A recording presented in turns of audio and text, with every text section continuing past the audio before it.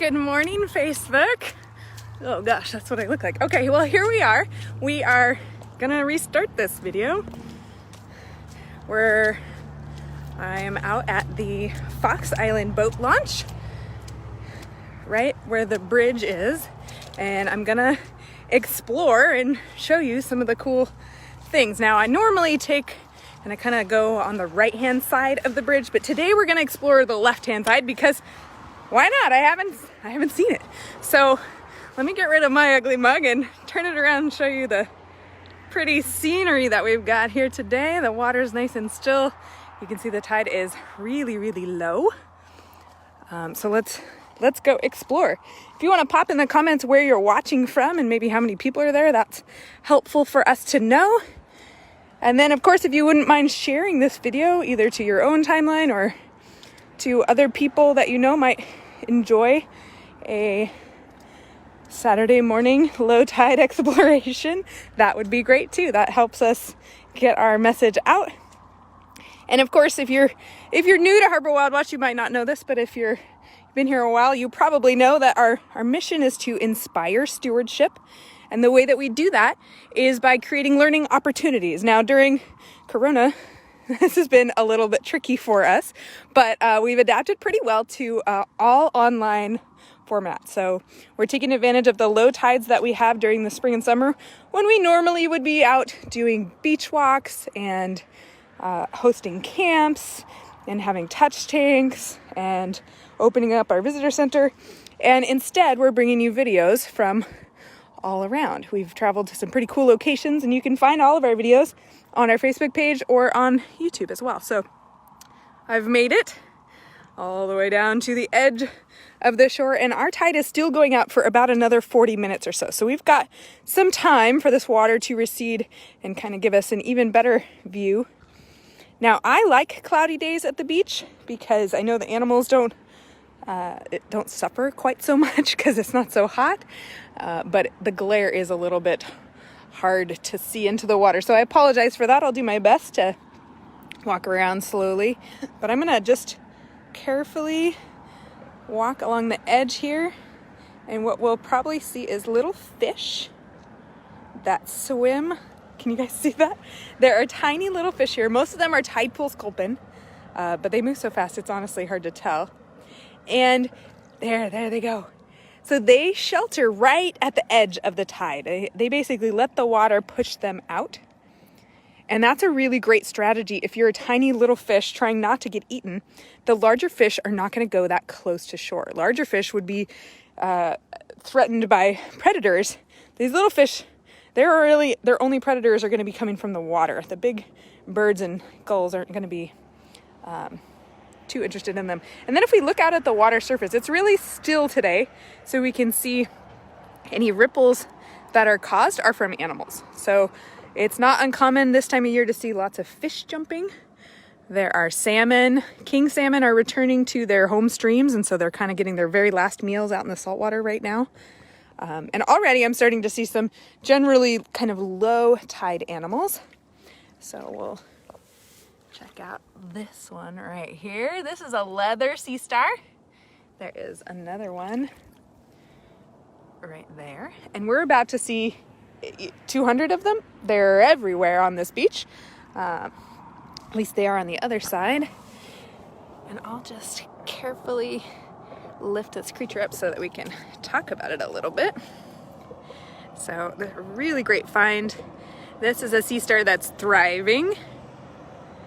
They've got this beautiful smooth skin, and if you look, you can kind of see the texture that's there. That's where their gills protrude through their skin. So this animal is a carnivore, and they're eating things that they can catch. Now, because sea stars aren't very fast, they're eating slow things, mussels, clams, barnacles, and this is a species that tends to thrive in areas where there is kind of this muddy, silty habitat, because it can absorb that directly. And they move with these little tube feet. They're little suction cup feet. Super cute. And then they do have an eye. So at the end of every single arm of the sea star it tips upward and they have this little eye spot there. Oh, look, there's my accidental selfie. Hello. Give a shout out to Carly, who is running our technology behind the scenes from home today. So if you've got any comments or questions, you want to put those in the comment section. She'll do her best to answer those, or I can try to answer them as well. It's hard to read and talk and walk on slippery seaweed all at the same time, but we'll make it happen. Now, these rocks that you see right here are actually clay, so they're softer than the granite or the bedrock that we have around here. And so it's a good habitat for lots of burrowing clams. So there are some piddox. I've already seen a couple of them squirting. But what makes this beach one of my absolute favorite is this artificial habitat that's been created by the foundation of the bridge. So all of these big rocks were brought in. These aren't native to this area. These rocks were brought in. So these are normal Puget Sound rocks for the South Puget Sound area. These big monsters, although you might see an occasional big rock on a beach, these ones were brought in. And what they've done is created this almost reef habitat where animals can anchor. They don't have to be worried about being thrown about in the current. There's plenty of current that happens right here, and that brings lots and lots of nutrients. So we see plenty of filter feeder things like this. Oh, shout out to Ken, who's watching from California. I kind of wish I was in California right there. That'd be great. And Jan, thanks for tuning in. And Teresa. Okay. Right above my finger is the Fox Island boat launch parking lot. Just to the right-hand side as you're crossing onto the bridge. The boat launch runs right down there. And on a day like today, it's pretty much impossible to launch your boat at low tide. This is a boat launch that's, I like to say, rustic. It's not for the faint of heart, and parking's a little tight, but this is a great place to explore the beach. It's fairly safe, even for younger kids, because you can walk on this kind of shell debris and sand here. It's not too treacherous, and then if you're more adventurous, you can head on up to the rocks. You just want to be really careful because this ulva, this green sea lettuce that's here, makes the surface of the rock pretty slick. Now, luckily for us, there's also plenty of barnacles that grow there too, and those can help give you better footing. So I'm just gonna peek under and see what we can see. And I'm already seeing some cool animals. We've got those long orange things those are sea cucumbers. Oh, hey, my brother-in-law's watching. Hey, Ben. That probably means my sister's watching too. So I can wave at them. Hey guys, they're up there somewhere. Let's go a little deeper and see maybe some other animals. There's a great view of a sea cucumber that still has its tentacles extended a little bit. So if you're just tuning in, I'm right at the Fox Island Bridge, and the Fox Island is a small island off of Gig Harbor in Washington State, and we're exploring this great artificial habitat created by the foundation of the bridge. So I see a cool crab that I think is going to stay there if we get closer. So I don't know if you guys can see him, if my phone will focus. Let's see if I can get him in there in the shot. There we go. There's a purple shore crab. They're almost always purple, but sometimes we see variations in them. Okay, here's where I have to not fall. There are some smaller rocks here. And see what we can see. Again, we want to be safe with the rocks that we're turning in. Because I'm doing this with one hand, I'm going to be extra careful. But I'm going to just flip over this rock. It's about the size of my head, and I'm strong enough to lift it if I had to. Oh, and there's a super cool crab under here. This crab, oh, he's ducking under the algae. I don't blame him. I'm pretty scary. Oh, and a fish. He's gone. We'll see some more things, but on the underside of this rock, we can see dead barnacles. So these little white scars that you see here are the bottom plate of the barnacle. Empty barnacles like this that have nothing in that opening are dead. A live barnacle would have these two kind of trap doors that are here as well. So I'm gonna place this rock back carefully so I don't crush anybody who's hiding underneath there. It's really important that we leave the beach as we found it, if not better. So if I come across any trash today, I'm gonna try to pick that up. Try to improve this spot. Here's some other cool creatures. I was coming over here to look at an anemone, but there is a crab. Actually, there's two crabs. Look at that. There's a red rock crab down in there, sheltering during the low tide, and then another pretty big purple shore. Oh, speaking of, hey, crabby. Coming over to say hello, huh? Aren't you beautiful? So this purple shore crab is showing off nicely those purple polka dotted pinchers, which is kind of a mouthful. But this crab, the scientific name is Hemicrapsis nudis, which means the naked crab, because they don't have any hairs on their body. Nudis in Latin generally means hairless. But here's what I originally came up to show you here. This is a Christmas anemone looking fairly sad because the tide is going out. Gravity is cruel to anemones. They are mostly water, and so when the water leaves them and they're faced with the full weight of gravity, they just droop and look really, really sad.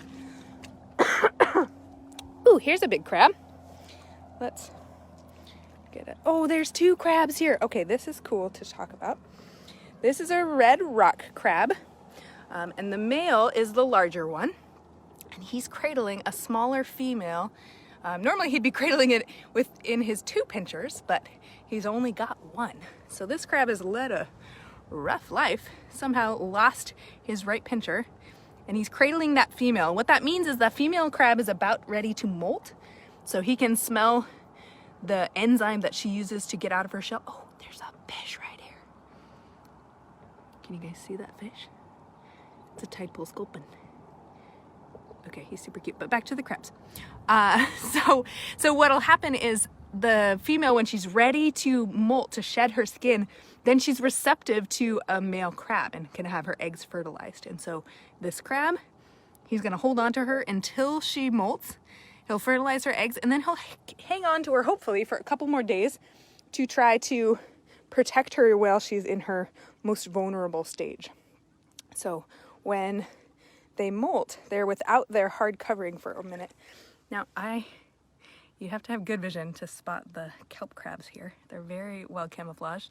Right underneath this piece of sea lettuce is a kelp crab. It's called the northern kelp crab. They get called spider crabs because they kind of have that spidery appearance. Oh, look, there's another one right here. And we're about to walk into, oh my gosh, they're everywhere.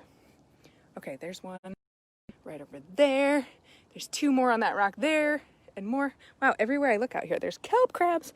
Now, kelp crabs are a species that I generally warn people not really to handle because they're flexible enough to reach behind them. And if you're not a very experienced crab wrangler, it's gonna be difficult for you.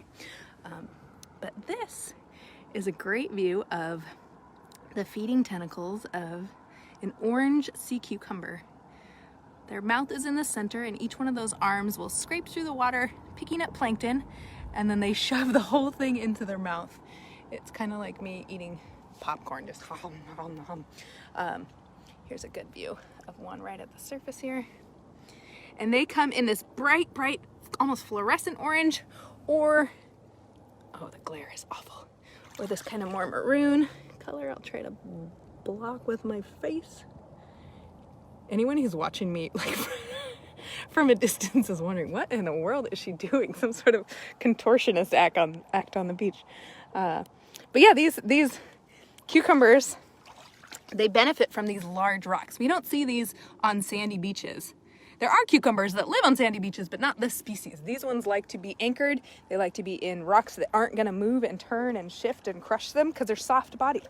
They really can't defend from too big of a wave or something like that. So again, we've seen more of those leather stars, and the ones that opt to hang out on the rock literally hang, which makes life hard for them for a couple of hours, but the water comes back and they'll do just fine. Here's another, oh, there's two. Okay, here's another great sea star find. This is Okra Star. Throw some love for the Okra Stars in the comments because this is such a great species. They're so iconic. And then tucked down in here, ooh, see if I can get a shot. I gotta move some seaweed. This is a mottled sea star. And the mottled stars are similar to the ochre stars, but they have more varied coloration, so they tend to be kind of mottled. That's a great descriptor. And you can see those tiny tube feet just hanging on to the rocks. This guy's got a bit of a better hold. And they can't move when the water leaves them. So if they're here and the water leaves, like it does every day, twice a day, ooh, more crabs. This is really a crabby day. They're just going to be stuck in that spot. So here's another big red rock crab right at the edge there. There's another purple shore crab. There are tons more of these kelp crabs. And I brought my walking shoes, my wet shoes today, so that I could navigate. Oh, there's a big red rock crab. Ooh, and another. Wow, this is like crabby heaven. Now crabbing's closed down here, so don't be coming out here and grabbing your dinner tonight. These guys are trying to rebuild their population a little bit. But when we visit the beach, we want to recommend closed-toed shoes. This is not a great spot for flip-flops. Even if you are quite nimble, the barnacles don't care, and they will slice you open so fast. Oh, there's another tidal sculpin right next to that leather star and that kelp crab. Oh, there's another mottled star, a beautiful one. Got that pretty orange coloration there. That's great. Oh, here's a find. We haven't seen this one yet today. This is a California sea cucumber. And they're different from the orange sea cucumbers. They are filter feeders somewhat, but this one more mops its tentacles along the ground and eats. And they have tube feet just on one side. So you can see how he's really kind of attached to that rock there, compared to the orange sea cucumbers, which have 5 rows of tube feet that they attach with. All right, so now my going gets a little bit trickier. Maybe that's why I prefer the other side. Access to under the bridge is a little less treacherous, but you do have to cross the street, so it's not quite ideal. Again, more big purple shore crabs. Sorry, my phone definitely does not like to focus into those crevices, and I apologize for that. That's where all the cool stuff is. If you've got any questions and you want to pop those into the comments, that is totally great. I'll do my best to answer them, or Carly can. She is running our tech here. Now this, you guys probably won't get excited about it, but you know me and algae, this pink crust that's right here is Coraline algae, and it only lives on these big rocks, and it only lives down at the lowest tidal heights. Okay, so now I've climbed up a little bit and we're looking down at this little section, and you can see big red rock crabs, the feeding tentacles of those orange cucumbers, lots of leather stars, a good amount of kelp. This is a really, really nice productive habitat. And I'm gonna see if you guys can hear, but these barnacles are making sounds. Can you hear that? There's a lot of road noise. I'm not sure if my microphone can pick this up, but they're snapping and crackling and popping. It sounds like Rice Krispie cereal over here. And that's the shells of the barnacles all moving within their little volcano-shaped shells. Okay, here's where we try really hard not to fall. So I'm going up in an elevation, I guess, and we've changed zones, and now everything looks totally different than it did down there. So there's no sea stars at this height, at least no big ones, but we've gotten into the aggregating anemone zone and these aggregating, I mean, this is probably the biggest aggregating anemone that I've ever seen. It's a huge specimen here. And if you touch them gently, again, we don't want to poke or prod or step on these creatures, but they do react to touch. They can feel. They are grabbing food with those tentacles during high tide. So the name anemone is actually a name of a flower. We don't really, here in the Pacific Northwest, we don't really have, I don't think, wild anemones, but they are a cultivated species. I think they're from England originally, but the name sea anemone kind of stuck but they are really, really beautiful in the water.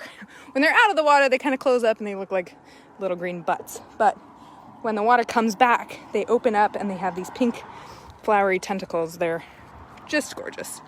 Okay, so I'm channeling my inner mountain goat here. Here's a little context of where we are. That's the Fox Island Bridge. So I apologize for the road noise as I go kind of up and over this section of beach. It's pretty treacherous and steep on that side, so I've opted for the more higher road. Take the high road, right? But don't worry, we'll go down there. Oh, I can already see some cool creatures. And the bottom of the pilings here is starting to be exposed as well, so thanks for tuning in to my not so steady cam. Again, throw your questions in the comments if you want to mention where you're watching from. That is helpful for us too. Now I have to try to navigate without stepping on any of these amazing creatures because they're everywhere. Luckily you get patches of barnacles, and barnacles are tough enough that the weight of my body on them for a moment isn't enough to kill them. All right, so here's a lot more of those orange sea cucumbers. Getting down low. Another anemone. This one's all closed up with their tentacles in. We'll see more anemones here. All right, I'm coming back down to the shore. Ooh, here's a cool little, not quite tide pool. This southern part of the sound doesn't really have true depressions that we think of as tide pools, but there's a kelp crab sitting there eating some of that really pretty red algae. One of the reasons I love this beach is because of the variety of algae. So we're just getting into the tidal height where the red algae will be exposed, so we can talk about that in a minute. So cool to see all this sea life all concentrated in this one spot. Oh, here's a good find. All right, now it looks like I just yanked a dead crab out of here. This is a purple shore crab, but it's not there. This is a molt. So this crab, this female purple shore crab, in order to grow, had to shed its entire skeleton. So the entire outside of their body, the armor that they have on the outside, comes off. And so they, right at the back here, have this little seam that they open up, and the whole crab, from the very tips of the pinchers to all of these sensitive mouth parts to the tips of their feet, is gonna pull out like a hand coming out of a glove, and then they leave this behind on the beach. And the surefirest way to tell a dead crab from a molt like this is to smell it. A molt will have no smell because there's no meat, there's nothing to rot inside there. It's just the hardness of their skeleton. You can also look at the eyes, because the eyes, let's see how they're kind of clear here. The live crab has little black eyes. But I almost always can tell by smell, especially with those big red rock crabs. When they're really big, they will die of old age. They can't get out of their shell, but they outgrew it. And so they kind of get trapped, suffocate inside their shell. And when they die and wash up, you know it when you get within a couple of feet of them. So those orange sea cucumbers, man, you can just see them from way up here. All right, let me go down a little carefully. All right, so now we're getting into the red algae is being exposed.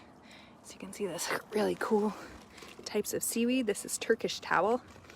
It's got this great bumpy texture to it. Look at that, it's just so pretty.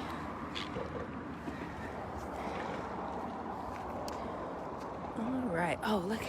So this is a good example of the sea stars and how they can't move during the low tide. And you can see how the body of this animal is just, I mean, gravity is cruel to this animal right now. It's just sort of sunken, waiting for the tide to come back up. It gives us a good view of their structures though. They have a protruding skeleton, so the little white bits that you see are bits of their exterior skeleton, and they're connected with tissue to one another so they can articulate and move a bit. They have that madreporite, that little, this guy right here. This is a sieve plate, and that allows seawater to go in because they have a hydraulic system that they use. So the tube feet are powered by water pressure, which is just fascinating.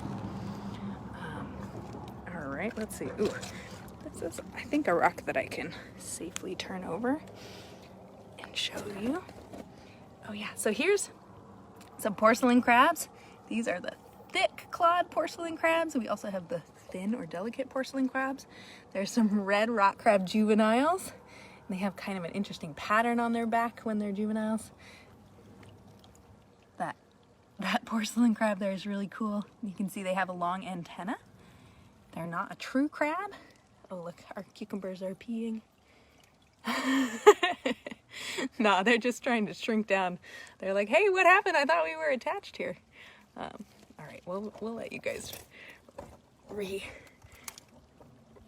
be recovered. I have to be really careful that I don't squash them. All right, let's see what else we can find. There's so much sound here, guys. You can hear the water trickling. You can hear the crabs moving. There's even, like, I occasionally hear like a fish splash. Ooh, here's a big red rock crab hanging out here. You're kind of upside down, dude. Wonder if you're dead. Could be a molt too. That's the other clue that you're looking at a dead crab. If it's upside down, it's dead. Live crabs don't turn upside down if they can help it. All right, so now we're at the base of the bridge, and this is my favorite habitat here because it's so permanent and this area gets so much current that we really see a wide variety of animals here. This is really great habitat, and there are tons and tons and tons of these kelp crabs. I mean, they are everywhere. There's one there. You can just see the legs there. They're just everywhere. Okay, so let's take a look at the pilings and see if we can see anything spectacular here. This one's kind of boring. It's just barnacles. Then you get to the giant barnacles, which are fairly rare in this area. They really like a strong habitat with good flow, so this site meets their requirements, so they're found here. You can see their plates of their shell, and I have to be careful where I step, but if I can touch one, they do move. So they're kind of amazing like that. Sometimes you'll see them kind of moving and still feeding as the tide is going out. I'll see if there's more coming up here. Yeah, this one's, come on out. Such a great find. Okay, so let's look at the other pilings carefully. Again, more those kelp crabs everywhere. Tons and tons of orange cucumbers. And then we've got the wall of anemones. These are aggregating anemones. And I'm gonna get my hand nice and wet so I can show you that they are in fact alive and they do react to touch. And they have these gorgeous pink tentacles that come out, and they're capturing all kinds of things. Any sort of drifting plankton would be fair game, shrimp, fish even some of the larger crabs. I have seen an aggregating anemone eat a kelp crab before, which that's a bit of a mouthful there. Let's look down in here. Here's ooh, this may be, oh, there we go. This is a hermit crab. Looks like a grainy hand hermit crab, although I need him to come out a little bit. His shell is a little too big. This is the frilled dogwinkle shell. It's one of the most important, yeah, look, he's totally gone inside there. You're so little for this shell, dude. Or dudette. Well, leave you be, I guess. Hermit crabs need snail shells in order to grow. So as they molt and shed their skin and get larger, they need a new home to move into. And the dogwinkle snails provide a really good one. This top snail, called a jeweled top snail, they also make great hermit crab homes. But the opening is a little bit different. They're round opening, and so that can be hard for the hermit crabs to carry around with them. So they really do prefer the kind of elongated shell of the dogwinkle snail. Put that guy back. Hey there. Hey, kelp crab, you want to be famous? Coming out? This one's missing a pincher. It's also got a lot of growth to it on its outer shell, which tells me it's been in that shell for a while. So this is probably a full-grown animal, and it will eventually probably die within that shell because it can't get out. That's how crabs die of old age. Oh, you guys, check it out. There's tons of barnacles right here, and they're still eating. They're still kicking out their little feet, but there's no water for them to grab onto. So that's how you can tell that it's a low tide. They haven't gotten quite used to that the water has left them, but still pretty neat. Ooh, here's a cool find right here. Here's a chitin. This is a lined chitin. Really cool prehistoric ancient member of the mollusk family of the snails group. Oh, here's a weird find too. There's something wrong with this sea star. Anybody want to guess what it is? Yeah, it's got the wrong number of arms. So normally your leather stars have 5 arms, 5 arms, 5 arms, 5 arms. But this one's got 6. And that happens sometimes, usually when this animal is injured. They can repair themselves, they can regenerate their limbs, and sometimes they get 2 instead of 1 that form there. It happens.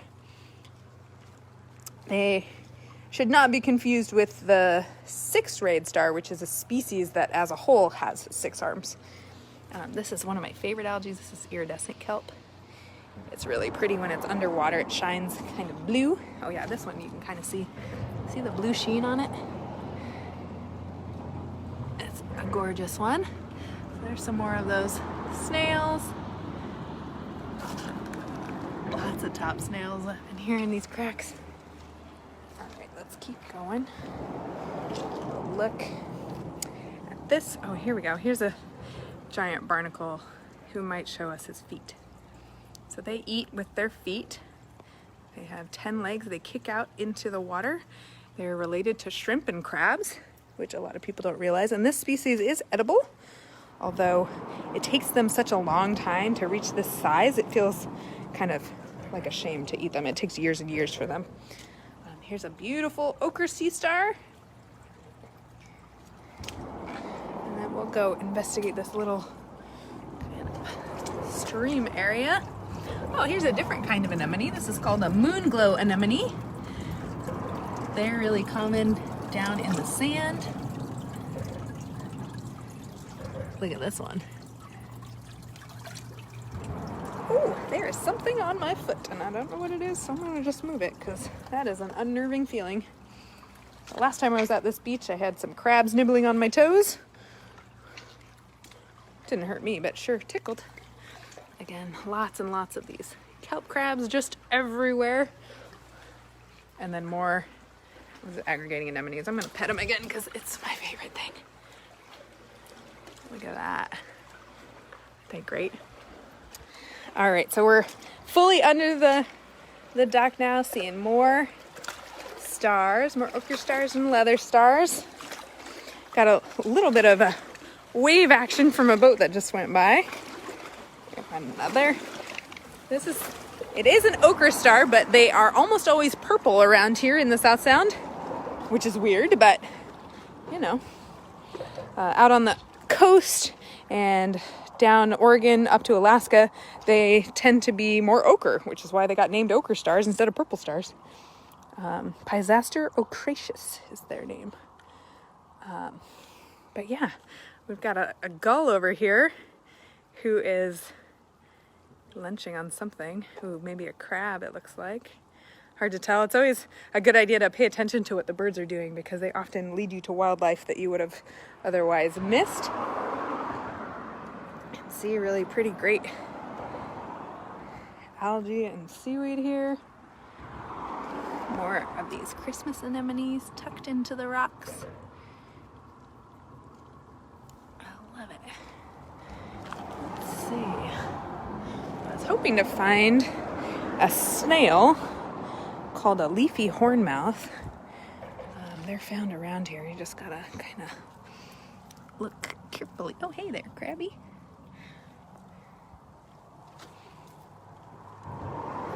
There are some good flipping rocks coming up here, so I'm just gotta figure out how to get up there without falling. Sorry about that. Ooh, here's a cool find. Somebody's fish remains growth. Maybe actually that looks like chicken. Yeah, that's chicken. Probably from somebody crabbing or using it as bait, or maybe somebody's unlucky lunch went overboard. Here is that leafy hornmouth snail. So I'm going to gently pull this animal off so I can show you. It's really great shell. It's flat on the bottom so that it can get really onto the rock. And then that operculum, that little trap door, all snails have that, and they use that to seal off their entry so they can go all the way in. That's so great. And their shell is really got this ideal design where if they do come off the rock, they float to the bottom like this. Because if this animal were to be like that, unless there's something for its foot to grab onto, there's no way that it can turn itself over. So we'll leave him flat where we found him. Let's see what else is up in here. Lots of barnacles chattering. You just hear all kinds of stuff. And from up here, in the shadow of the bridge, you can see a lot of that brown kelp. There's a good amount of acid kelp here. And it's always a good idea to keep your eyes on the horizon too, because it's not uncommon to see porpoise or seals or sea lions, or even orcas have been spotted here fairly regularly in the summer months. So, okay, how am I gonna get down here? The hardest part about going live is navigating on the beach. It's a very unique situation. Most people that go live on Facebook, they just sit there. So thanks for bearing with us. Whew, as we try not to fall. Okay, I think I made it. Any other questions you guys have? Anything you're hoping to see that I can try to talk about or show you before we wrap up here? Oh, watching from Wyoming. Yeah, this is pretty different than the wildlife in Wyoming, I would imagine. Here's another jeweled top snail hanging out on this Turkish towel. Sometimes it's good to just sit in one spot and just kind of lift and move and see what you can see. Here's a cool shell, if I can get it out. This is a piece of a jingle, which is a bivalve that lives right up on top of the rocks. So they have two shells, but one shell, yeah, here's what it looks like. Here's the outer shell of one. So this would grow up against the rock like that. And they have this kind of pretty pearlescent, almost greenish when they're freshly dead. Once they've been dead for a while, they fade. Here's another Christmas anemone. This one's got its tentacles all out, which is cool to see. Oh, and then there's sad anemone over here. Oh, buddy, the tide's coming back, I promise. You just look miserable during low tide. Same with our sea stars. Oh. It's hard. It's hard being an intertidal creature. Having your entire world upended twice a day, every day. These guys are tough. I wouldn't be able to go from submerged to not submerged. Yeah, there's a lot of good stuff to see here. Oh, yeah, that crab is a dead crab. I can smell that. Whew, pungent. Let's go back this way a little bit. Another lined chitin. This one's showing off those great 8 plates on their back that they move. They can kind of articulate those so that they can conform to the rock surface. And they're just about impossible to get off because they have really strong suction. So I'm not even gonna try. Let's see what else we can see up in here. There's so many anemones and just, I mean, there are thousands of these orange sea cucumbers. They're everywhere. Let's see. Oh, here is a kelp I can talk about. This is called acid kelp. Right here, and it grows in these lovely blades that then have little offshoot blades, and it produces acid. So I actually don't like to handle it all that much because it starts to make your hands tingle if you hold it for too long. And that's to kind of outcompete competing algae as well as to deter predators. So all of these kelp crabs that we see, they eat kelp pretty efficiently, I might add. Let's see. There's some great red algae. I wonder if I can cover the glare so that you can see. Yeah, no, I can't. Sorry, I need a polarized filter for my phone. That would be worth looking into, actually. Yeah, lots and lots of life here. All right, friends. Well, I think I'm going to spare you my journey back because it's quite treacherous. I think I need two hands. But thanks for tuning in. This will be posted to YouTube later. So if you've got friends who aren't on Facebook that you want to share this with, we can make that happen too. And as always, we are a nonprofit organization. We rely on grants and donations to keep us afloat. So if that's something that you feel compelled to do, definitely head over to our website, harborwildwatch.org, and make a donation there. If you're an organization and you want to be a corporate sponsor, we have different levels for that as well. We've got all kinds of ways that you can give us your money to help foster marine education. Gosh, there's so many of these. They're just fascinating animals. Sorry, okay, back to conclusion. That always happens to me. I always get distracted when I'm talking and trying to say words. We have a saying here at Harbor Wild Watch that words are hard, and it's okay if you don't get them right the first time. But yeah, go over to YouTube, hit that subscribe button. Once we get enough subscribers on YouTube, we can start to broadcast live on that channel too. And we have a TikTok. So if you're using the TikTok app, go follow Harbor Wild Watch on there. Try to post fun content as often as we can. Super great. So yeah, there you have it. This is the Fox Island Bridge. It's amazing habitat for lots of creatures who ordinarily wouldn't be found at this part of the sound because they don't like the sandy, kind of silty habitat. They like the hard rocks that don't go anywhere. So we've got this unique opportunity to visit and see things that we would normally see up in like the San Juans or in the Rocky Channels. Super great habitat. So yeah, thanks for joining us. I am on the Fox Island side of the bridge, I will add. Right, I access this from the boat launch parking lot. So yeah, thanks for tuning in. Well, we've got a bunch of low tides coming up. Tomorrow we'll be up at a Seattle beach in going live, so you'll get to see sort of a new habitat. I don't remember where we're going to be Monday and Tuesday, but we'll be on the beach because the tide is low and that's what we do. So thanks for tuning in. We really do appreciate all the shares and likes and comments that you've given us. It helps us get our message out to more people, and we really want to inspire stewardship of this amazing body of water. So